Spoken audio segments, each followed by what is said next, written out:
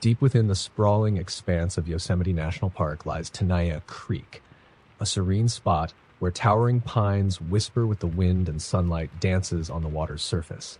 But for those who know the area's dark history, the peaceful facade is merely a mask concealing the chilling truth. In the late 1970s, hikers frequently vanished along a particular stretch of the creek. Their disappearances were dismissed as accidents or the result of inexperience in the wilderness.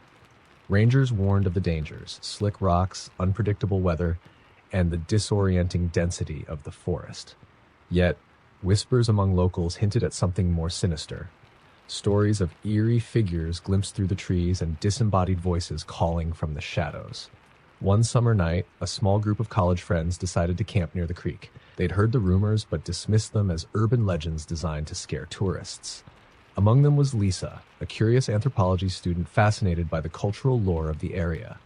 She brought a notebook, intending to document anything strange they might encounter. Their first evening was uneventful. They cooked by the fire, laughed under the stars, and marveled at the untouched beauty of their surroundings.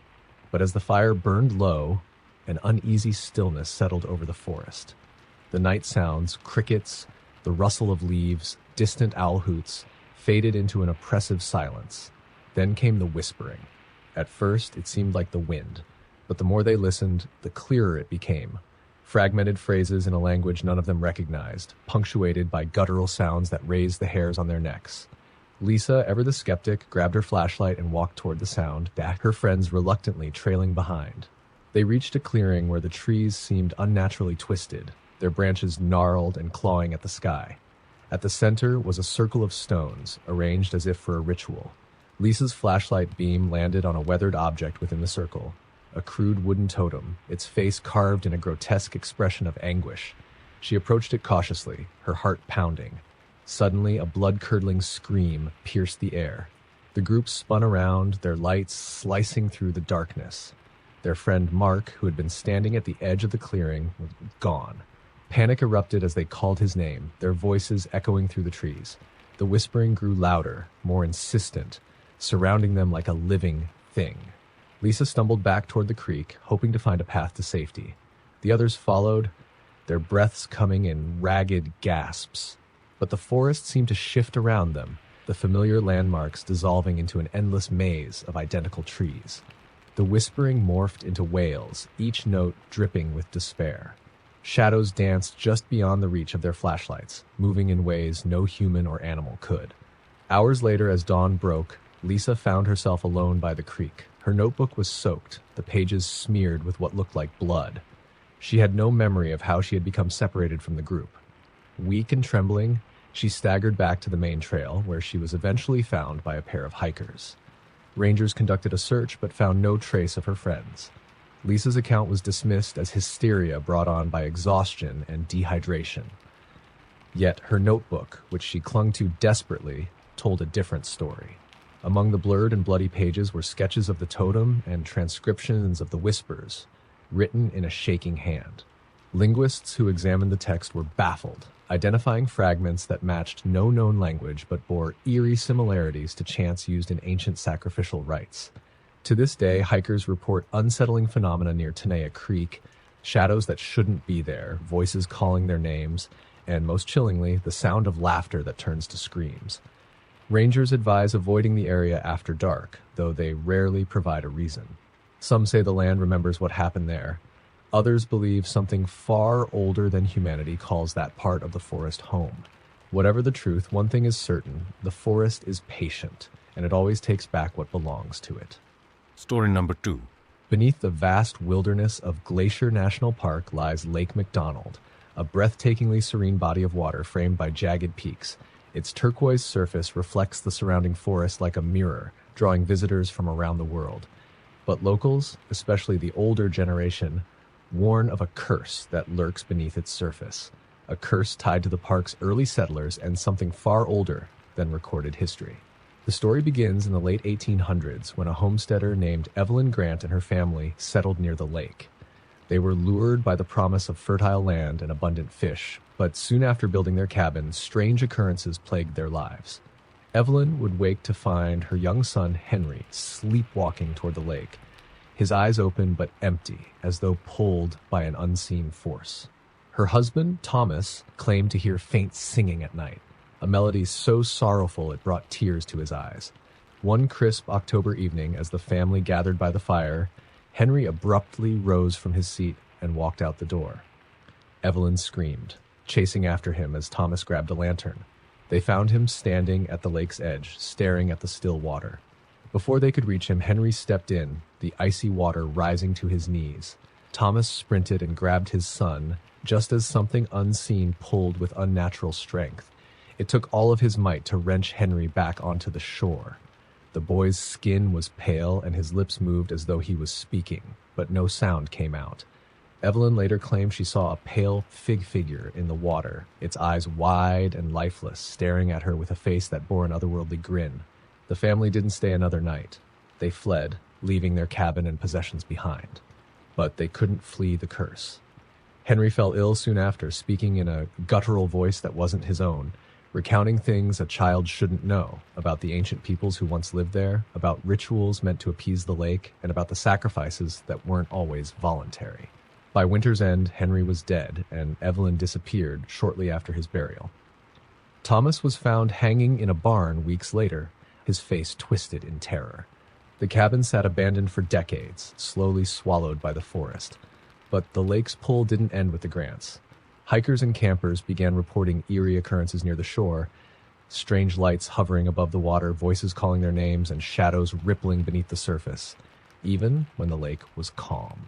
One particularly harrowing account came from a group of park rangers in the 1930s who were tasked with recovering a canoe that had drifted into the lake. As they paddled toward it, one ranger, Dale, leaned over to grab the canoe's edge. Suddenly, his expression froze, and he plunged into the water without a sound.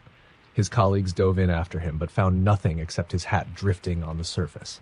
Days later, his body washed up on the shore, his face locked in a grimace of pure terror, and his hands clutching chunks of his own hair. Dale's partner, who survived the search, claimed he had seen something rise from the depths just before Dale disappeared. He described it as a human shape, but wrong, with limbs too long and eyes that glowed faintly in the moonlight. He was ridiculed for his account and eventually left his post, consumed by paranoia. He reportedly ended his life a few years later, mumbling about the lake wanting more. In recent years, the legend of Lake McDonald has become something of a local ghost story, but seasoned rangers refuse to camp near its shores. Tourists occasionally go missing, their boats found drifting aimlessly. Survivors speak of losing time, of hearing lullabies in the wind, and seeing pale figures waiting in the shallows at dusk. One summer, a park guide named Elena decided to test the legend for herself. She was a skeptic, tired of the tales spooking her groups. One night, she set up her tent by the lake and vowed to stay until morning. Around midnight, her colleagues heard her scream. When they reached her campsite, they found the tent shredded, her gear scattered, and no sign of Elena. Her footprints led directly to the water, but there were no signs of her coming back. Elena's body was never found. Her journal, discovered in her pack, contained a single entry for that night. I see them in the water. They're smiling, but it's not right. It's not right at all. The park still operates as usual, and visitors flock to its scenic beauty. But ask any ranger who's worked the trails long enough, and they'll tell you, never camp too close to the water. Something in Lake McDonald doesn't just pull people under, it keeps them. Story number 3. In the heart of Great Smoky Mountains National Park, there's a stretch of trail known to seasoned hikers as Dead Man's Hollow. The official maps call it something innocuous, but locals won't speak its true name. For generations, rumors have swirled about those who enter the hollow and are never seen again. Their final moments marked by unexplainable fear and chaos. And it's said that the hollow's curse began in the 1800s, when a settler named Jonathan Greaves built a small homestead there. Jonathan was known as a quiet, reclusive man who rarely ventured into town. What few neighbors he had claimed, he practiced strange rituals and spoke of hearing the forest's voice. One day, after months of isolation, his cabin was found burned to the ground. There was no sign of Jonathan, only claw marks on the trees surrounding the ruin, as though something enormous had been dragged away. The hollow was avoided for decades, until the 1940s, when a group of Boy Scouts camping nearby reported hearing guttural whispers that seemed to come from all directions at once. They described the forest growing darker than night should allow, their flashlights flickering and dying as they ran. When searchers arrived the next morning, they found the boys huddled by the road, pale and trembling. The scouts couldn't agree on what had chased them, but one boy swore he saw Jonathan Greaves's face in the shadows, his eyes glowing like embers. The most chilling story, however, comes from the 1990s, when two park volunteers, Allison and Matt, were tasked with clearing debris from the trail near the hollow. The day was unremarkable at first. Quiet, sunny, with the forest alive with the sounds of birds and insects. But as they approached the hollow, the air turned unnaturally still. No birds sang, no wind stirred the leaves. The oppressive silence pressed down on them, growing heavier with every step. Matt dismissed it as his imagination, but Allison became increasingly uneasy. She pointed out that the trees looked wrong. Their bark seemed to ripple as though breathing, and the gnarled branches twisted toward them, clawing at the sky. She wanted to turn back, but Matt, ever skeptical, pressed on. Then they found the first set of footprints. Bare and human, they were fresh in the soft dirt, leading deeper into the hollow. Allison pointed out how odd they were. The strides were too long, almost inhumanly so, as if whatever made them was dragging its body forward. Matt brushed it off as a prank by other hikers, though his voice trembled as he spoke. The footprints ended abruptly at the mouth of a small cave, hidden beneath a tangle of roots and vines. From within came a faint sound, something between a hum and a growl.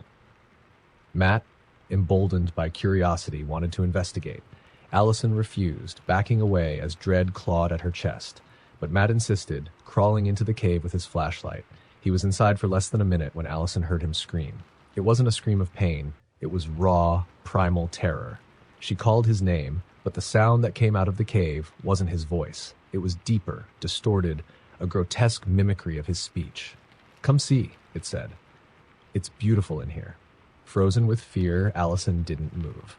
The voice called again, sounding more like Matt, but still wrong, as though his voice had been twisted by something ancient and cruel. When she finally mustered the courage to shine her flashlight into the cave, it was empty. There was no sign of Matt, just his flashlight lying broken on the ground and those same elongated footprints leading deeper into the darkness. A frantic search party combed the area for days, but Matt was never found.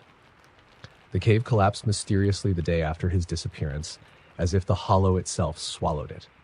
Allison left her volunteer post and moved out of state, haunted by nightmares of the thing that spoke in Matt's voice. Since then, hikers who pass near the hollow report feeling watched. Some hear faint whispers, while others see fleeting shadows darting between the trees. The forest seems to come alive at dusk, the gnarled trees leaning closer as if listening. One chilling account came from a seasoned ranger who claimed to hear someone calling his name from deep in the woods. When he turned, he saw a figure standing just beyond the tree line. It was Matt, or something wearing his face. The ranger fled, and when he looked back, the figure was gone. But he swears the air carried a whisper, soft and mocking, "Come see. It's beautiful in here." To this day, Dead Man's Hollow remains a place of fear and mystery. Those who know its history refuse to go near it, warning others to stay away. The forest is patient after all, and whatever resides within it hungers for more. Story number 4. Deep within the sprawling Shenandoah National Park lies a little-used trail known as Lost Lantern Path. It's not marked on any modern maps, but older visitors occasionally recall stories about it. A shortcut to nowhere, a place best avoided. The few who dare venture down its overgrown route often emerge shaken, whispering about unnatural things that should not exist. The story that keeps the legend alive begins with two park rangers, Sarah and Daniel, assigned to investigate reports of strange lights seen flickering deep in the forest. A group of hikers claimed they had spotted what looked like old lanterns swinging back and forth in the distance. When they tried to follow, the lights moved farther away, leading them off the trail before vanishing altogether. The hikers returned, shaken but unharmed, insisting something was luring them deeper into the woods. It was a quiet autumn evening when Sarah and Daniel set off toward the area where the lights were last seen. The sun was setting, casting long shadows across the forest floor as they followed the faint remnants of the trail. For hours, they found nothing unusual. The forest was still, almost unnervingly so, with no rustling leaves or distant animal calls to break the silence. Just as they were about to turn back, Daniel spotted it, a faint golden glow in the distance, swaying gently as though someone were carrying an old lantern. He pointed it out, and Sarah's stomach twisted with unease. The light didn't flicker like fire or react to the breeze. Instead, it pulsed faintly, as though alive. "Probably just some kids playing pranks," Daniel said, though his voice wavered. He stepped forward, and Sarah reluctantly followed. The closer they got, the more unsettling the light became. It didn't grow brighter or dimmer. It simply hovered at the edge of their vision, always just far enough to remain out of reach. As they moved deeper into the woods, the trail beneath their feet seemed to dissolve into nothingness, replaced by dense, root-tangled earth. Then, without warning, the light vanished. The sudden darkness disoriented them, and they realized they couldn't hear each other's footsteps anymore. Sarah called out to Daniel, but her voice echoed strangely, as if the forest had grown impossibly vast. A faint rustling behind her made her spin around, flashlight trembling in her hand. Nothing but trees. "Daniel?" she whispered, but no reply came. That's when the light returned, this time closer. It hovered just a few feet ahead, illuminating the twisted trunk of a tree that looked impossibly ancient. The bark was etched with strange, jagged symbols, and at its base lay an object Sarah would never forget. An old, rusted lantern, its glass shattered. Something moved in the periphery of her vision. She whipped her flashlight to the side, but the beam caught nothing but shadows. The forest felt alive now, closing in around her with every breath. The rustling grew louder, and faint whispers began to rise from the darkness. They didn't come from one voice, but many, layered and overlapping, speaking a language she couldn't understand. Suddenly, Sarah saw movement. A figure emerged from the shadows, its form flickering like a dying flame. It looked human, but its face was wrong. Stretched too long, its mouth twisted into a hollow, gaping smile that seemed carved into its flesh. In its hands, it held a lantern, glowing with that same pulsing golden light. Sarah stumbled backward, the whispers now a cacophony, each voice pleading, mocking, and screaming. The figure stepped closer, its movements jerky, as though it were a puppet dragged along by invisible strings. Its lantern swung back and forth, casting grotesque shadows that danced across the forest. "Daniel!" she screamed, her voice breaking. But the figure was now standing where Daniel should have been. It tilted its head, unnaturally, as if studying her, and then it spoke, not in a voice, but in all the voices, layered and broken. "Come with us!" Sarah ran, her flashlight barely illuminating the twisted path ahead.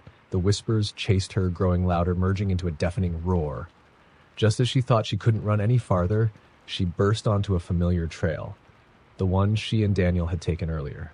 She turned back, expecting the whispers to follow, but the forest was silent again.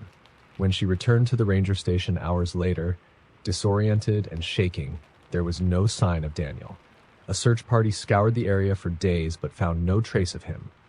The only thing they recovered was an old, rusted lantern sitting at the base of a tree etched with strange symbols. Sarah left the Park Service soon after, unable to shake the feeling that she was being watched, even in her own home. She began hearing faint whispers at night, always growing louder near mirrors or darkened windows. One evening, she vanished without a trace. Her front door left open and her lights still on. Visitors to Shenandoah National Park still report the flickering lights in the woods, always just out of reach, and those who dare follow them often claim to hear whispers growing louder, leading them deeper into the forest until they lose all sense of direction. Few make it back. Those who do never speak of what they saw. The lights don't want to be found. They want you to follow. Story number 5. Deep in the heart of Olympic National Park lies a remote, unmarked area known to locals as the Devil's Shelf. It's a jagged plateau surrounded by dense, old-growth forest that stretches for miles. Few venture there, and those who do return with strange, fragmented memories, or not at all. The legend of the Devil's Shelf began decades ago when a team of surveyors was sent into the area in the early 1940s. The group of 5 men was tasked with mapping the dense, uncharted wilderness. Equipped with the best tools of their time, they camped at the base of the plateau and planned to ascend the next morning. Their first night was eerily quiet. One of the men, James, noted in his journal how unnatural the silence felt. No birds, no insects. Even the wind seems afraid to touch this place. Around midnight, the quiet was broken by the distant sound of stones clattering. The men dismissed it as falling rocks and went back to sleep. By morning, one of the surveyors, a man named Grant, was missing. His cot was empty, his boots and tools still by the fire. They searched the immediate area, calling his name, but there were no signs of him. The only clue was a faint trail of disturbed dirt leading toward the forest. Despite their unease, the team pressed on. As they ascended the plateau, they began noticing strange carvings in the trees, spirals, eyes, and jagged symbols that none of them could explain. The higher they climbed, the more the forest seemed to close in around them, the trees growing unnaturally twisted, their branches gnarled like grasping fingers. That night, they made camp on a narrow ledge overlooking the forest below. As darkness fell, they heard it again, the sound of stones clattering, this time much closer. James described it as rhythmic, almost purposeful, like footsteps crunching on loose gravel. The men huddled around their fire, gripping their tools as makeshift weapons, but nothing approached. At dawn, another man was gone. His pack was still there, untouched, but his sleeping bag lay empty. This time, they found a trail of small stones leading up the path they had planned to take. It seemed as though someone, or something, was trying to lure them higher. The remaining three pressed on, driven by fear and the need to find their missing teammates. As they neared the summit, they stumbled upon a clearing strewn with bones. They were animal bones, but something about their arrangement felt deliberate, almost ritualistic. In the center of the clearing stood a crude stone altar, blackened by scorch marks. Resting on the altar was a single object, one of the missing men's compasses, cracked and smeared with dirt. James later wrote that they should have turned back then. But something compelled them forward, a mix of dread and fascination that they couldn't explain. As night fell, they reached the summit, a barren, windswept expanse of jagged rock. The view should have been stunning, but the air felt wrong. It was heavy, charged, and carried a faint metallic tang. Then they saw it. A figure standing at the far edge of the plateau, facing away from them. "Grant?" One of them called out, his voice trembling. The figure didn't respond, but began to move, its gait stiff and unnatural, like a puppet on strings. As it turned, the men realized with growing horror that it wasn't Grant at all. The thing's face was a grotesque mask of human features stretched too thin. Its eyes were black pits, and its mouth was a jagged gash that twisted into a mocking smile. In its hand, it clutched something small and metallic, Grant's watch. The men ran, stumbling blindly down the trail in the dark. The clattering sound followed them, faster and louder, as though the stones themselves were chasing them. One of the men screamed, but James didn't dare look back. He just kept running. When James finally emerged from the forest 2 days later, he was alone. His clothes were torn, his hands bloodied, and his journal was the only possession he carried. Rangers found him wandering along a remote trail, muttering incoherently about the face that wasn't a face. Search parties scoured the area for weeks, but found no trace of the other men. The stone altar was discovered, though the compass was gone. Rangers reported feeling an overwhelming sense of unease near the clearing, and several refused to continue after hearing faint whispers on the wind. James never recovered from the ordeal. He spent the rest of his life in an institution, plagued by nightmares and fits of paranoia. His journal, preserved by his family, tells the story in chilling detail but ends with a final, cryptic entry.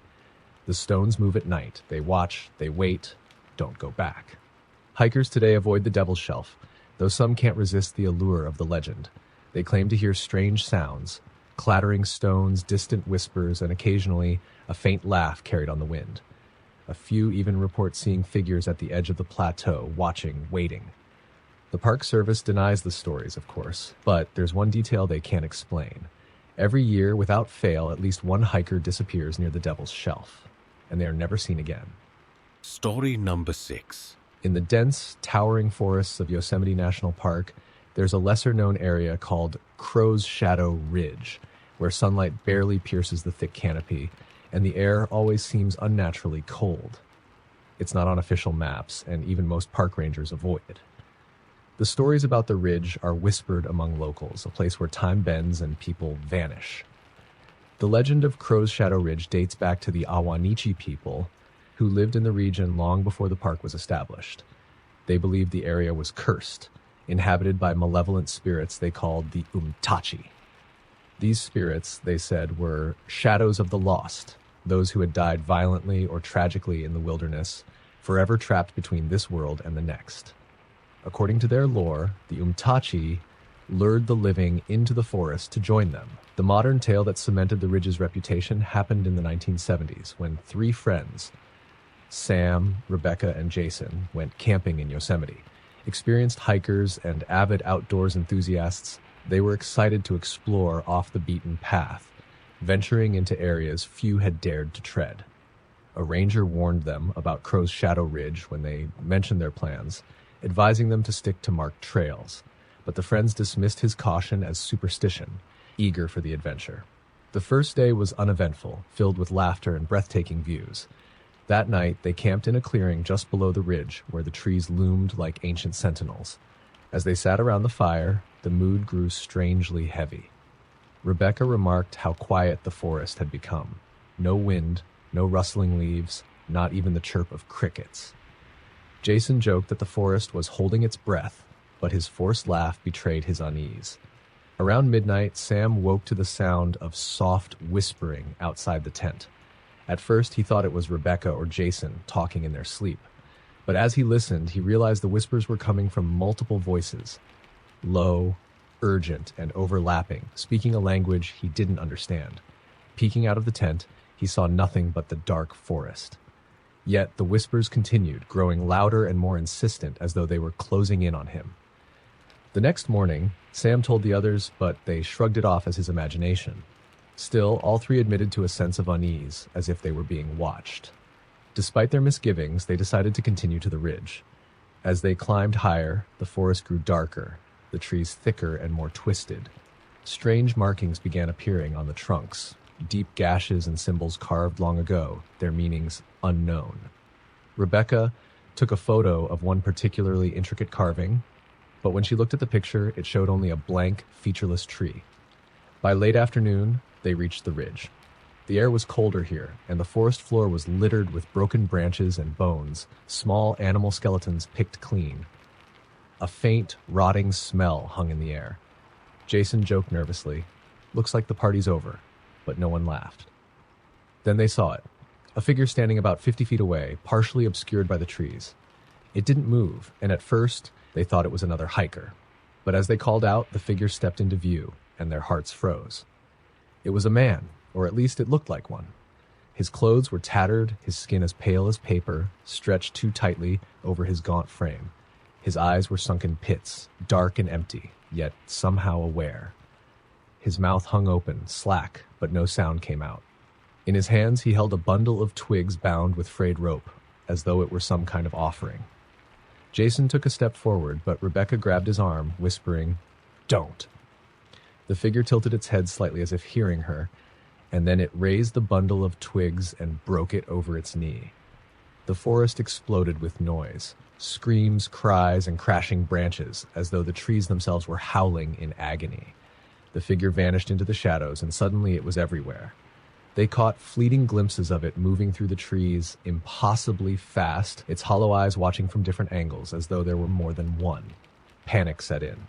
The three of them ran, tripping over roots and rocks as the forest seemed to close in around them. The shadows stretched unnaturally long, twisting and writhing as if alive. The whispers returned, louder now, echoing in their ears.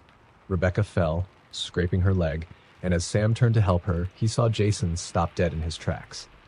"Do you hear that?" Jason asked, his voice distant, detached.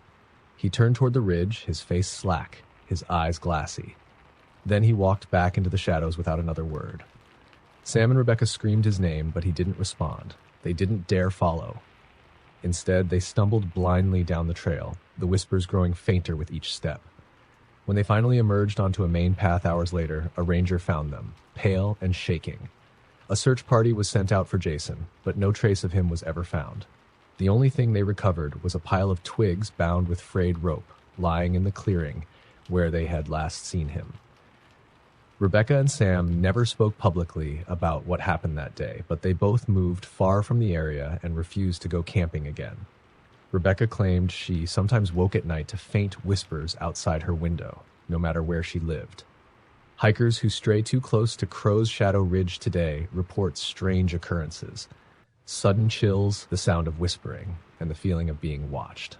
Some claim to see figures lurking in the trees, holding bundles of twigs, and every so often, another hiker goes missing, their last known location always near the ridge.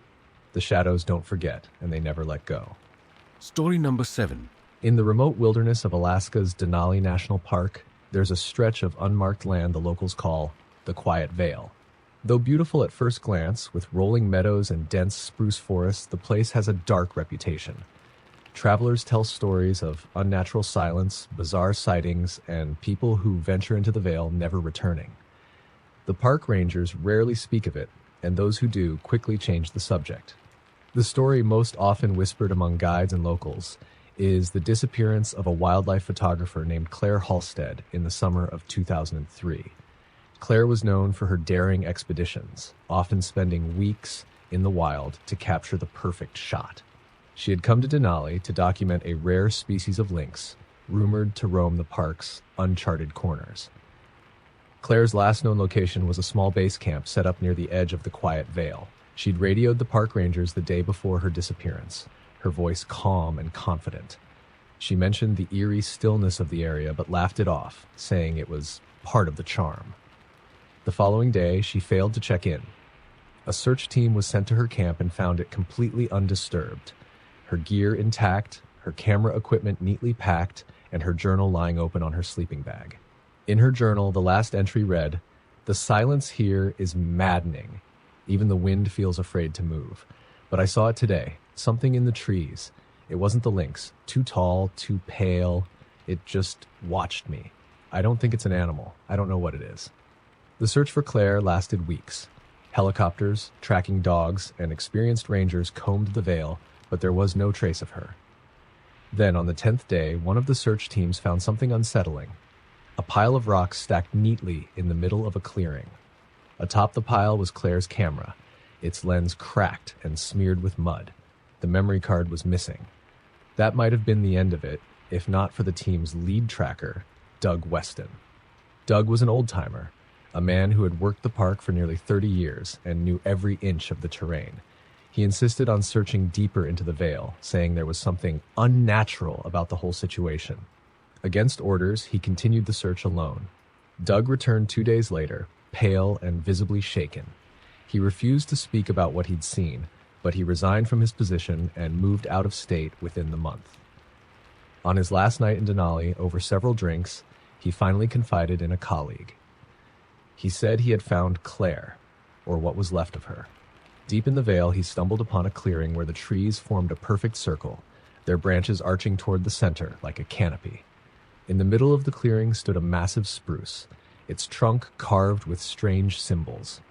At its base was Claire, her body frozen in a kneeling position, arms outstretched as if in prayer. Her face was twisted in terror, her eyes wide and unseeing. Doug described the air in the clearing as oppressive, thick with a metallic smell that made him nauseous. As he approached Claire's body, the shadows around the trees seemed to shift and move, like something was watching him. He backed away, too frightened to examine her further, and ran until he was out of the vale. After Doug's story, the Park Service quietly closed off access to the Quiet Vale, citing environmental concerns. But the rumors didn't stop. Over the years, other hikers and rangers have reported strange phenomena near the area. Unexplained lights flickering between the trees, low whispers that seem to come from nowhere, and the overwhelming sense of being followed. One chilling account came from a pair of hikers who got lost near the Vale in 2016. They claimed to have seen a woman standing in the distance, her back to them, her body unnaturally still. Thinking it might be another lost traveler, they called out to her, but she didn't respond. As they approached, the woman turned to face them, and they realized she had no eyes, just hollow, black voids where her sockets should have been. She raised one hand, pointing toward the trees before vanishing into thin air. The hikers fled and were eventually found by a search team, shivering and incoherent. When they described the woman to the rangers, one of them went pale and quietly said, "That sounds like Claire." To this day, the Park Service denies any connection between the missing photographer and the strange happenings in the Quiet Vale. Officially, it's just a patch of wilderness, no different from the rest of Denali. But locals and rangers know better. The silence there is alive, they say, and if you listen too closely, you'll hear it breathing. Story number 8. In the rugged expanse of Glacier National Park, there's a trail known only to seasoned locals. Dead Man's Hollow. Official maps omit its existence, and the rangers warn visitors to steer clear, citing unstable terrain and frequent rockfalls. But locals know the truth. The trail carries a legacy of eerie disappearances and ghostly encounters, dating back over a century. The legend began in the late 1800s when fur trappers roamed the area. A small group of trappers, led by a man named Elias Turner, decided to set up camp in the hollow, drawn by the abundance of game. But within days, Elias stumbled back into the nearest settlement alone, delirious and half-mad. He claimed something had taken his men, something that wore the woods like a skin. Elias refused to elaborate, and he hanged himself in his barn 2 weeks later. His account became a campfire tale until the disappearances started again. The most famous incident happened in 1934 when a geology professor named William Tate led a team of 3 graduate students into the hollow to study unusual rock formations. Tate was a skeptic, dismissing the old stories as the fantasies of frightened woodsmen. But something happened during their expedition that no one could explain. The team's final journal entry, written in Tate's handwriting, read, "The air here is wrong. The rocks hum at night, low and steady, as though they breathe. And today we saw the shadow. It moved without a source, without form. I fear it sees us." Days later, a search party found their campsite abandoned. The tents were still pitched, supplies untouched. The only clue was a strange arrangement of rocks near the fire pit, forming a perfect spiral. None of the team was ever found. In recent years, Deadman's Hollow has become a ghost story whispered among guides and rangers. It's said that hikers who stray too close often hear the low hum described by Tate, an almost imperceptible vibration in the air. Some claim to see figures in the distance, dark silhouettes moving between the trees, only to vanish when approached. One ranger, Ben Morrow, had his own encounter in the summer of 2008. He was patrolling near the hollow's edge when he noticed something odd. The forest around him had gone completely silent. No birds, no rustling leaves, not even the buzz of insects. The air felt heavy, as if pressing against his chest. Ben saw movement in the corner of his eye. Turning, he spotted what he thought was a large animal, but as he looked closer, he realized it wasn't an animal at all. It was a shadow, darker than the surrounding trees, shifting unnaturally as though alive. It didn't flicker or waver like normal shadows. Instead, it slithered across the ground, moving closer. Frozen in fear, Ben raised his flashlight, but the beam seemed to die in the air, swallowed by the shadow. That's when he heard it, a faint whisper, not in his ears but inside his head. It didn't speak words, just a rising sense of dread and urgency, as though it wanted him to step forward. Ben broke into a run, not stopping until he was far from the hollow. When he reached the ranger station, his hands were shaking, and he refused to return to that area ever again. He confided in a colleague that he'd felt something following him in the woods, though he never turned to look. Other reports have followed a similar pattern. In 2015, a solo hiker claimed to find piles of bones arranged in spirals along the trail leading into Deadman's Hollow. Some were animal bones, but others looked eerily human. He snapped a photo, but when he reviewed it later, the image showed only the empty forest. In 2020, 2 campers decided to ignore the warnings and pitch their tent just outside the hollow. They reported a night of strange occurrences, footsteps circling their campsite, soft scratching on their tent walls, and faint whispers in the distance. In the morning, they woke to find their tent unzipped, their gear scattered, and a single word etched into the dirt in front of them: leave. Deadman's Hollow remains an off-limits area, though the Park Service provides no explanation beyond vague warnings about safety. Locals, however, will tell you the truth if you ask. The Hollow doesn't want visitors. Whatever lurks there doesn't like to be seen. And those who ignore the warnings? They say you can still hear them sometimes, calling out from the trees, begging for help, their voices lost in the shadow. Story number 9. Nestled deep within the smoky forests of Great Smoky Mountains National Park lies a notorious area called Raven's Crest, a remote, mist-shrouded ridge avoided by locals and rangers alike. Despite its beauty, with towering hemlocks and moss-covered rocks, the area holds a sinister reputation. The stories are always the same. Hikers disappear, their belongings found untouched, and the forest remains hauntingly silent. The most famous tale of Raven's Crest is the disappearance of the Phillips family in 1987. The Phillips, a young couple, Robert and Maria, and their 9-year-old daughter, Lily, were experienced campers who ventured into the park for a weekend getaway. They had mapped out their route meticulously and planned to spend their second night near the ridge, eager to enjoy the panoramic views. When the family didn't return as scheduled, search teams were dispatched. Rangers discovered their campsite on the third day, perfectly intact. The tent was zipped up, their food supplies unopened, and Lily's stuffed rabbit still resting on her sleeping bag. There was no sign of a struggle, but the family was gone. What made the scene chilling was a single strange detail. Around the campsite, arranged in a perfect circle, were dozens of raven feathers. There were no signs of animals or tracks leading in or out, just the eerie arrangement of feathers. The search for the Phillips family went on for weeks with no results. Rangers combed the surrounding forest, divers explored nearby streams, and helicopters scanned the ridge from above. Nothing. No bodies, no footprints, just silence. The park closed the area for several months, but whispers of strange occurrences began to circulate. Hikers reported hearing faint laughter in the woods, like that of a little girl, only to find themselves alone. Others described an unnatural stillness, as if the forest was holding its breath. And then there were the sightings. One hiker, David Klein, ventured near Raven's Crest in 1993. He described seeing a young girl standing on the trail ahead of him, her back turned. Thinking she was lost, he called out to her, but she didn't respond. As he approached, she stepped off the trail and into the trees. David hurried after her, but when he reached the spot, she was gone, vanished without a trace.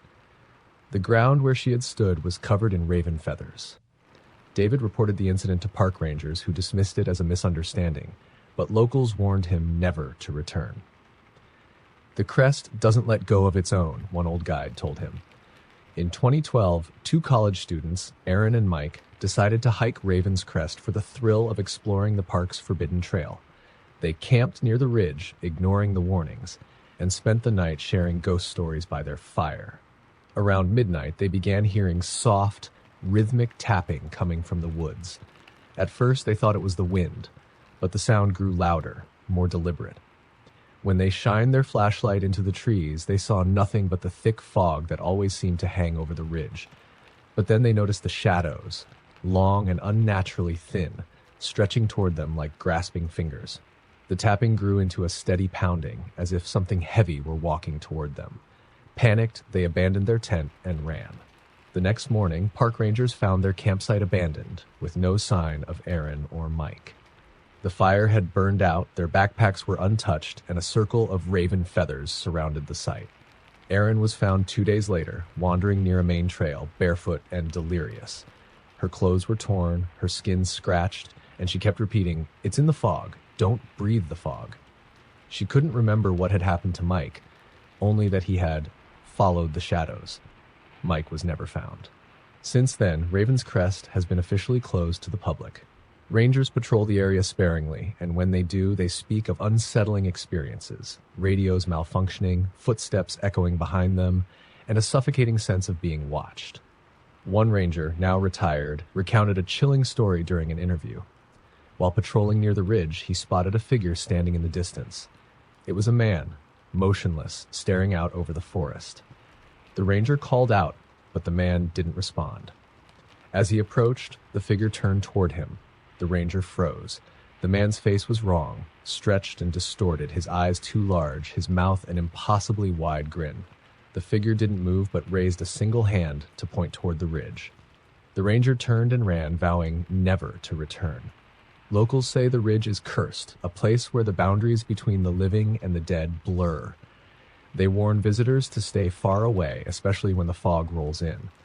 Those who ignore the warnings often disappear, leaving behind only the eerie silence of the forest. And if you're ever near Raven's Crest and see raven feathers scattered on the ground, don't stop. Don't look back. Something in the fog is watching and waiting,